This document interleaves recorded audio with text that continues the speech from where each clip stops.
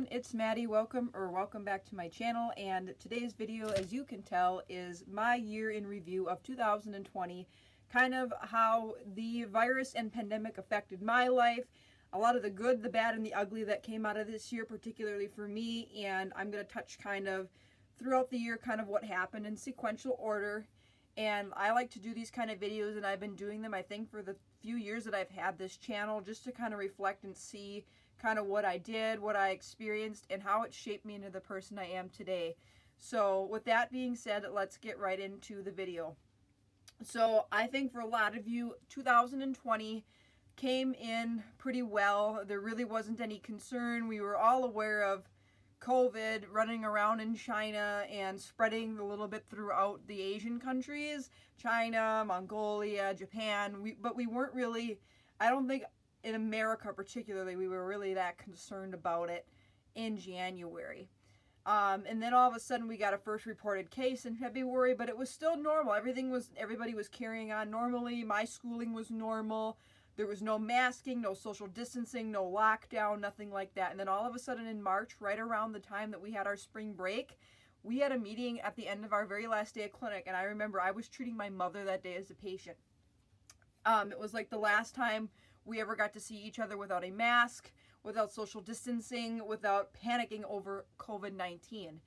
Our teacher kind of put us into a group, and she basically said, like, you know, the college is going to extend the spring break. Please be careful with your traveling, and we don't know how this is going to pan out, but keep an update on your emails and stuff like that. Then all of a sudden it was like, boom, sorry, no clinic until April, and then it was like, boom, sorry, no clinic until July, because at that point the second year students had priority to get out, which I completely understand. They were like inches from graduating, and it breaks my heart they couldn't have the formal graduation that they deserved, because they worked just as hard as we are to finish this program. And that's the case for anybody who graduated high school, college. Like, I totally am so sorry that a lot of you couldn't have the graduation, traditional graduation that a lot of us have gotten to experience pre-pandemic with COVID-19. So from March till May, I did all my online classes. Like, I did my perio class, you know, my nutrition class. I talked about my second semester dental hygiene school. So if I remember, I'll leave a link down below if you want to know more about kind of what I've been learning each semester.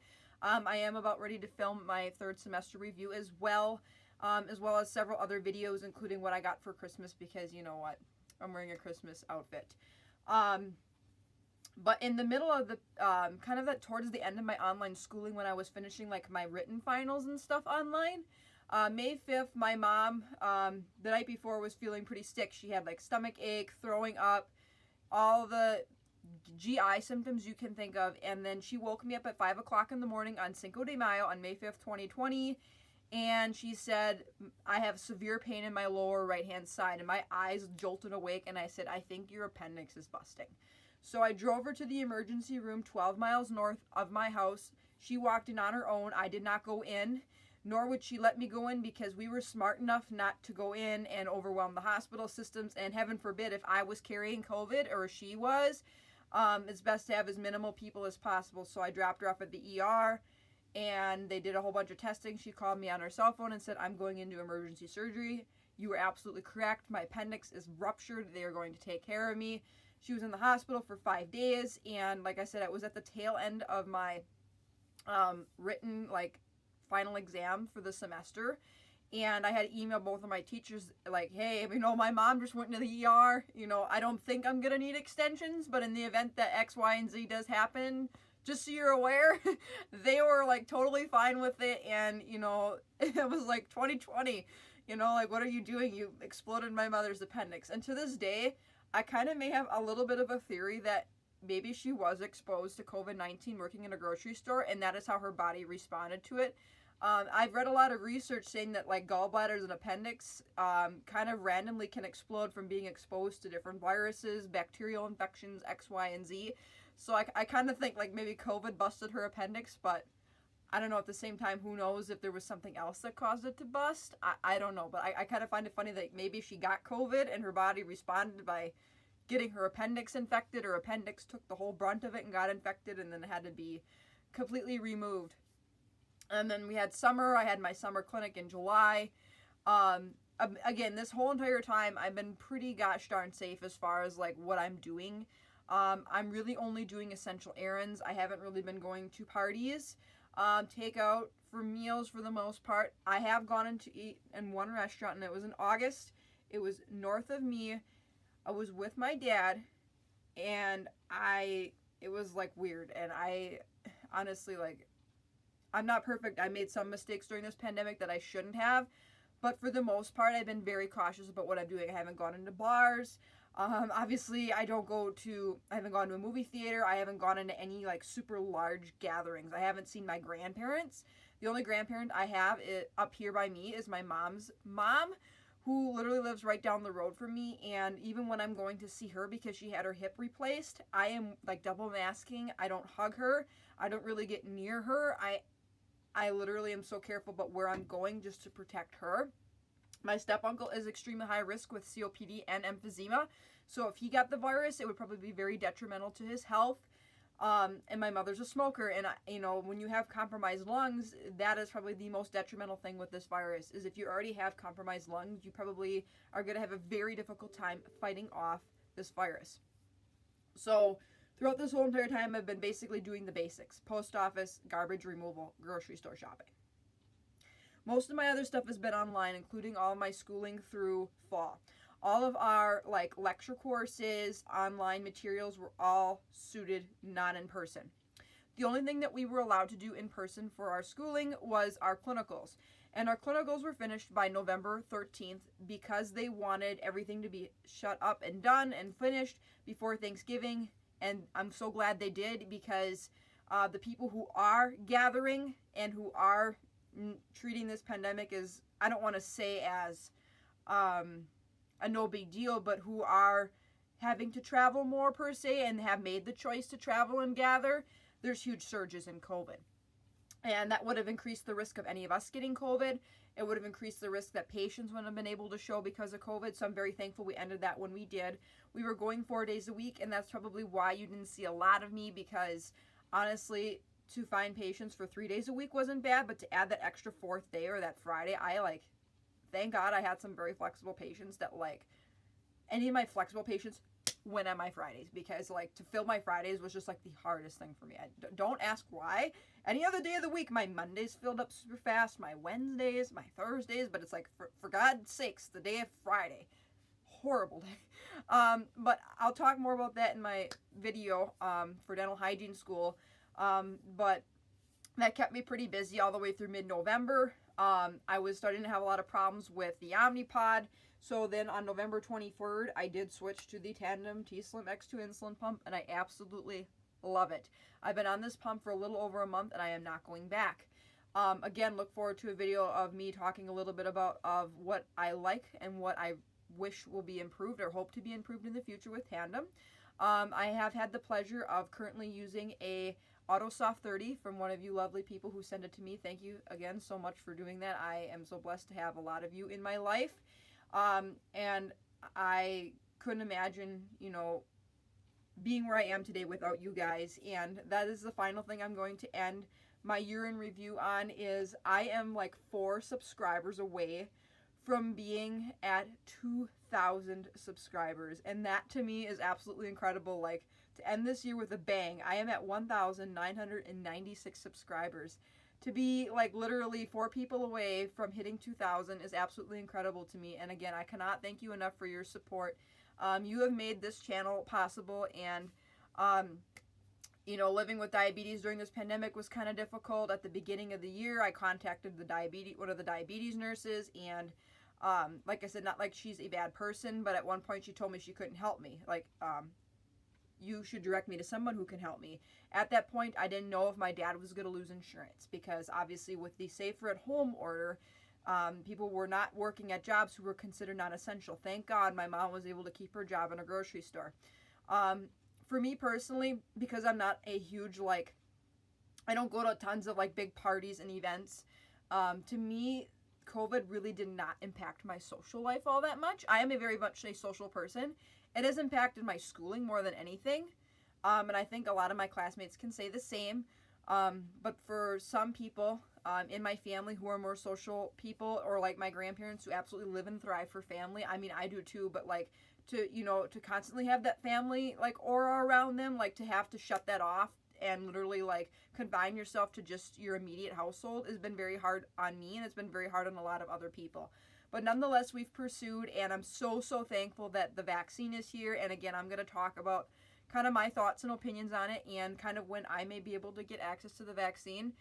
As a matter of fact, one of you did comment on my channel kind of saying, you kind of have two different subgroups that you could fall into as far as getting the vaccine sooner than the general public. One of which would be dentistry, and the other which would be obviously living with type 1 diabetes.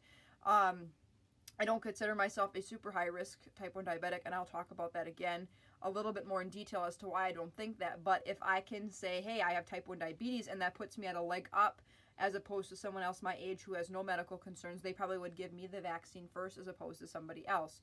Just because in the event that I do get sick, it's not that I'm not worried about getting super bad complications from the virus. I'm worried about going into DKA and having to overwhelm the hospital system.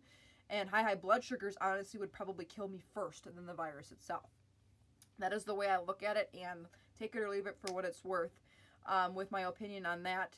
But this year's had its ups and downs, but I'm happy to say I made it safe and healthy. My entire immediate family in that, my grandparent that lives right down the road from me, my uncles, my mother have been safe and healthy as far as we know. Like, if I had COVID, like I had that week of headaches, if I've had COVID, it's either been very, very mild or it's been completely asymptomatic. I haven't had any severe sickness. Could have been head colds. I don't know. Like I said, I've been extremely careful, but you could pick COVID up anywhere. I mean, you could pick it up from touching an object. There's so many different ways you can pick it up. But I'm so thankful to be healthy, and I hope all of you have stayed healthy too. And if you have had COVID or know someone else who has had it and has survived, I'm so thankful you are here. And my heart goes out to any of you who lost family members, friends, or close relatives from COVID-19. My heart breaks. It's extremely sad when you see like death counts continually go up, and there's not much you can do, and especially like if they're in a hospital, like they're dying alone. And thanks to all our frontline healthcare workers, your doctors, nurses, respiratory therapists, CNAs, janitors working in these hospitals 24/7 to ensure people are getting the care that they deserve. This has not been an easy fight for them, so shout out to you and thank you for being our heroes of 2020.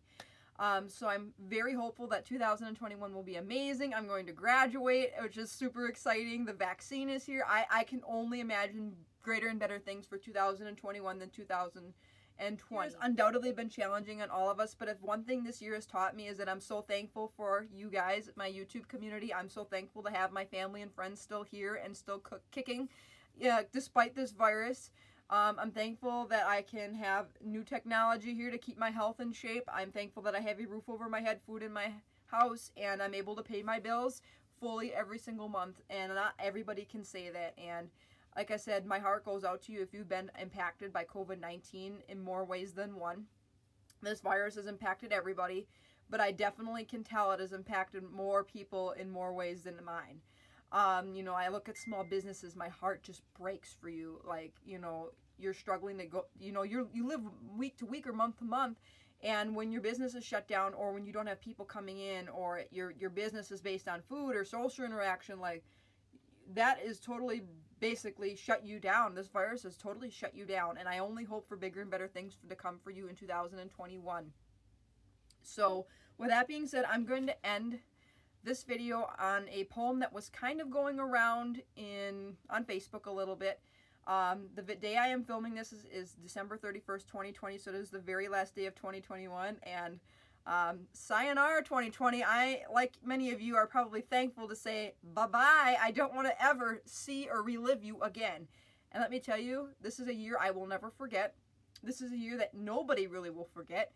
And this is kind of going to be a really interesting thing to share with my kids. Like, at some point, like, I did my schooling during a pandemic. Like, you know, my mom's appendix exploded. Like, you know, like it's gonna be so neat to just share this with future people, like how you went through it and survived, and how Zoom basically saved your life, being able to interact with people. But anyways, I'm going to go ahead and read you this poem. It's kind of more of a Christmassy poem, and if you've seen this, great. If you haven't, I really hope that you enjoy it. So it says, "'Twas a month before Christmas, and all through the town people wore masks that covered their frown. The frown had begun way back in spring when a global pandemic changed everything. They called it Corona, but unlike the beer, it didn't bring good times, it didn't bring cheer. Contagious and deadly, this virus spread fast, like a wildfire that starts when fueled by gas.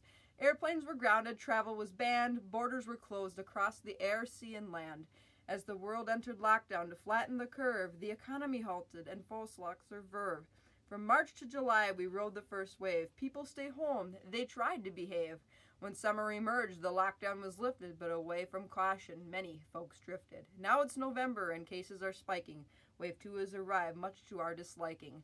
Frontline workers, doctors and nurses, trying to save people from riding in hearses." That is a great line. "This virus is awful, this COVID-19. There isn't a cure, there is no vaccine." That has changed, and I'm so, so grateful that that has changed. "It is true that this year has had sadness aplenty. We'll never forget the year 2020. And just around the corner, the holiday seasons. But why be merry? Is there even one reason? To decorate the house and put up a tree when no one will see it, nobody but me. But outside my window the snow gently falls, and I think to myself, let's deck the halls. So I gather the ribbon, the garlands and bows, and I play these old carols, my happiness glows. Christmas is not canceled and neither is hope. If we lean on each other, I know we can cope. Let's fight this COVID-19 virus." Absolutely. Hope is not canceled. Love is not canceled. None of the amazing virtues, generosity is not canceled. And I have seen throughout this entire year how people have stepped up to help one another. I myself have done the same with some neighbors, friends, family who just need comfort. Like literally, you can lean on each other in other ways than being right next to one another. And if this pandemic has taught us anything, it's to appreciate the little things and that to be creative. There are ways to get around this. And you know what? Like I said, I'm so hopeful that 2021 is going to be so much better. So wishing you all a blessed, happy, and healthy new year. Happy New Year's Eve. Sayonara to 2020 in T-minus, let me look here, 9 hours and 20 minutes from now. It is 2:40 my time here in Wisconsin. So bye-bye 2020, and like I said, stay tuned for more videos from me. So if you enjoyed this video, give it a big thumbs up. Feel free to hit that subscribe button. I post videos as often as I can about diabetes plus more. And until next time, for another video, take care, God bless, be kind, spread positivity, and be thankful. Hindsight is now 2020. Bye, everyone.